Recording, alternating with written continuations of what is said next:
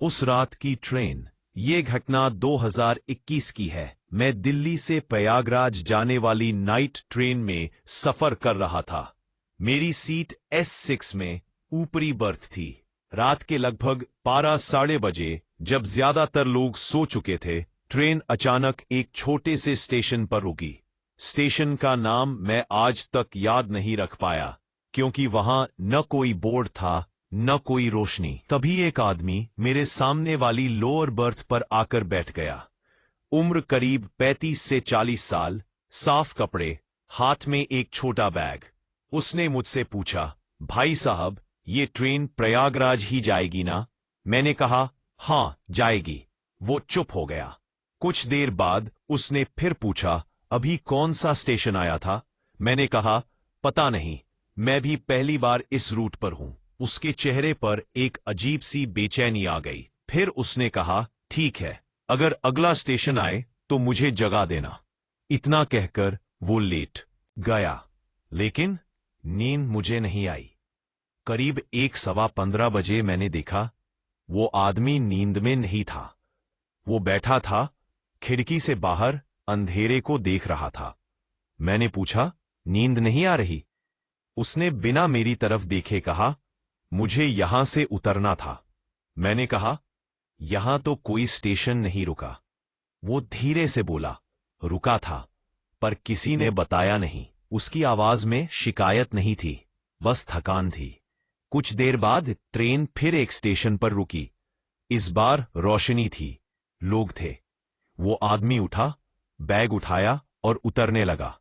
मैंने कहा, भाई, ये आपका स्टेशन है? वो रुका, मेरी तरफ देखा और बोला, नहीं, मेरा स्टेशन तो पिछला ही था। और वो भीड़ में गुम हो गया। सुबह जब मैंने टिकट चेक किया तो पाया उस छोटे स्टेशन का नाम लिस्ट में था, लेकिन उसके सामने लिखा था, ये स्टेशन 2019 से यात्री सेवा के लिए बंद है। आज भी जब ट्रेन रात में अचानक कहीं रुकती है तो मुझे वो आदमी याद आता है, क्योंकि कुछ लोग सफर में नहीं, वक्त में फंसे रह जाते हैं।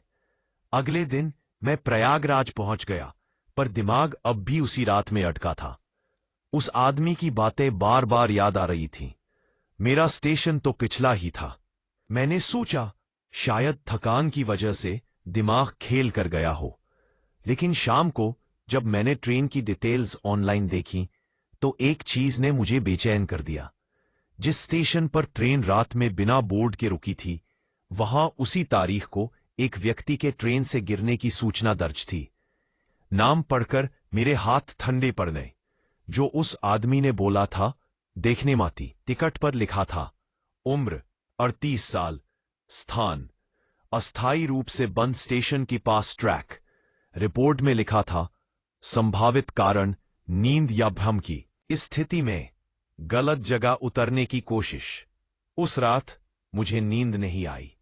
लगातार यही सोचता रहा, अगर वो आदमी सच में इस ट्रेन से गिर गया था तो मेरे सामने कौन बैठा था? मैं फिर उसी रूट से लौटा। रात में ट्रेन फिर उसी जगह धीमी हुई। इस बार मैं पूरी तरह जाग रहा था। अंधेरा, खामोशी और दूर भेरा, एक अकेली पीली लाइट, और उसी रोशनी के नीचे कोई खड़ा था, हाथ में छोटा सा बैग। ट्रेन रुकी नहीं, बस धीमी हुई और फिर आगे बढ़ गई। लेकिन जाते जाते मुझे ऐसा लगा जैसे किसी ने हल्के से हाथ हिलाया हो। उसके बाद ट्रेन कभी उस जगह नहीं रुकी, और मैंने भी अब खिड़की से बाहर ज्यादा देर तक देखना छोड़ दिया। पूरा नहीं होते, बस हमें रुकने की याद दिलाने आते हैं। Story by Avinash Mishra Vats. अगर यह कहानी आपको डराने से ज्यादा सोचने पर मजबूर कर गई हो तो लाइक शेयर जरूर करें, और ऐसी रियल टोन वाली कहानियों के लिए वत्स की डायरी को फॉलो करें।